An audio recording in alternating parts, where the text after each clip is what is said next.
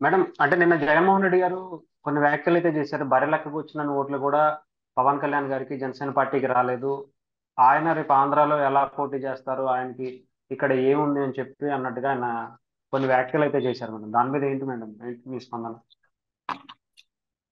జగన్మోహన్ రెడ్డి గారికి సహజంగా పవన్ కళ్యాణ్ గారు చెప్తూ ఉంటారు అప్పుడప్పుడు ఆయన మానసిక వికలాంగుడు అని. ఆ మానసిక వికలాంగత్వంతో పాటు మనకి గజనీ మూవీలో లాగా గతంలో జరిగిన వెంటనే మర్చిపోయే కాన్సెప్ట్ ఏదైతే ఉందో అట్లాంటి మానసిక వైకల్యం కూడా జగన్మోహన్ రెడ్డి గారికి ఉన్నట్లుందండి. అందుకే ఆయన అట్లాంటి మాటలు మాట్లాడాడు.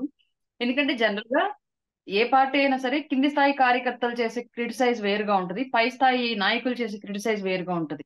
₹5 పనిచేసే పేటీఎం కార్యకర్తలు ఏ పోస్టర్లు అయితే వేస్తున్నారో వాటిని జగన్మోహన్ రెడ్డి ఫాలో అవుతున్నాడు అని చెప్పేసి నిన్న అర్థమైంది మాకు. కానీ ఒక ముఖ్యమంత్రి స్థాయిలో ఉన్న వ్యక్తి తన పార్టీ ఇక్కడ దాకా ఎదుగుతున్న క్రమంలో ఎలాంటి అవహేళనలను, ఎలాంటి అపజయాలను చూసి ఇక్కడ దాకా వచ్చింది అనేది తనకు కనుక గుర్తున్నట్లయితే ఇట్లాంటి మాటలు మాట్లాడేవాడు కాదు ఆయన, నాకు తెలిసినంత వరకు. తెలంగాణలో 58 చోట్ల పోటీ చేస్తే అతను 2014లో మోర్ ఓవర్ ఒక 3 ప్లేసెస్ మాత్రమే వాళ్ళకి టికెట్ గెలిచారు. అది కూడా అప్పుడున్న ఖమ్మం ఎంపీ ఆయన పేరేదో ఉంది. అతని పొంగులేటి. హవాలో ఆ అతని వల్ల మాత్రమే ముగ్గురిని గెలిపించుకున్న పరిస్థితి. కేవలం అతని చరిష్మా వల్లే వాళ్ళు గెలిచారు. Jaganmohan Reddy YSR CP party charisma వల్ల కాదు. మిగతా అన్ని ప్లేసెస్ లో కూడా అందరూ నిలబడింది బలమైన కార్యకర్తలే. అందరూ అగ్ర సామాజిక వర్గాలకు చెందిన వాళ్ళే. అందున ఈ రెడ్డి సామాజిక వర్గానికి చెందిన వాళ్ళు ఎక్కువ మంది ఉన్నారు. డబ్బు, సామాజిక బలం, ఆర్థిక బలం అన్ని రకాలుగా ఎక్కువగా ఉంది వాళ్ళ దగ్గర. అయినా సరే నోటా కంటే తక్కువ. ఇప్పుడు నోటాతో పోటీ పడింది జనసేన అని వాళ్ళు ఎలాగైతే ఎగతాళి చేస్తున్నారో అది జస్ట్ ఎగతాళి. ఎక్కడ నోటాకి మా పార్టీ కన్నా ఎక్కువ ఓట్లు రాలా. కానీ ఇప్పుడు నేను మాట్లాడేది ఎగతాళి, క్రిటిసిజం కాదు. 100% ఫ్యాక్ట్.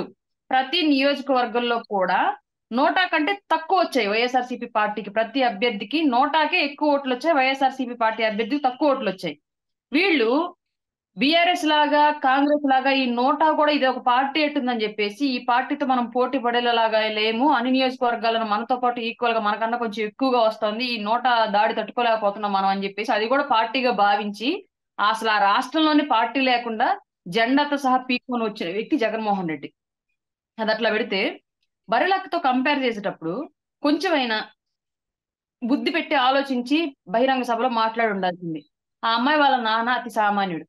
పవన్ కళ్యాణ్ గారి నాన్నగారు సామాన్యుడు. కానీ జగన్మోహన్ రెడ్డి గారి నాన్న ముఖ్యమంత్రి. ఆయన రాజకీయాల్లోకి వచ్చేటప్పటికి, జగన్మోహన్ రెడ్డి రాజకీయాల్లోకి వచ్చేటప్పటికి జగన్మోహన్ రెడ్డి గారి నాన్న ముఖ్యమంత్రి. ఒక ముఖ్యమంత్రి కొడుకు అదే కొల్లాపూర్ కాన్స్టిట్యున్సీకి సంబంధించి అభ్యర్థిని నించోబెడితే 1246 ఓట్లు వచ్చాయి. ముక్కు మొహం తెలియని బర్రెలక్క వాళ్ళ నాన్న సామాన్య కూలి, ఆ అమ్మాయి నిలబెడితే 5400 చిల్లరొచ్చాయి. ఇప్పుడు సిగ్గుపడాల్సింది ఎవరు? కంపారిజన్ చేసుకోవాల్సింది ఎవరు? ఎవరి గురించి ఎవరు మాట్లాడాలి? మేం మాట్లాడాలి జగన్మోహన్ రెడ్డిని. ముఖ్యమంత్రి కొడుకు సిగ్గు లేకుండా 1200 ఓట్లు తెచ్చుకున్నావు, నీకన్నా బర్రెలక్క నయము, వాళ్ళ నాన్న సామాన్య కూలి, ఆ అమ్మాయి సామాన్యంగా బర్రెలు కాసుకునే అమ్మాయి, ఆ అమ్మాయి నీకన్నా ఎక్కువ ఓట్లు తెచ్చుకుందని చెప్పేసి మేము ఎగతాళి చేయాలి. రివర్స్ లో మతిమరుపు ఉన్న ముఖ్యమంత్రి, మానసిక వైకల్యం ఉన్న ముఖ్యమంత్రి కాబట్టి గతమంతా మర్చిపోయి పిల్లలేసే నిబ్బి ఎడిట్లను తీసుకెళ్లి బహిరంగ సభలో మాట్లాడాడు ముఖ్యమంత్రి. అది అతని స్థాయి.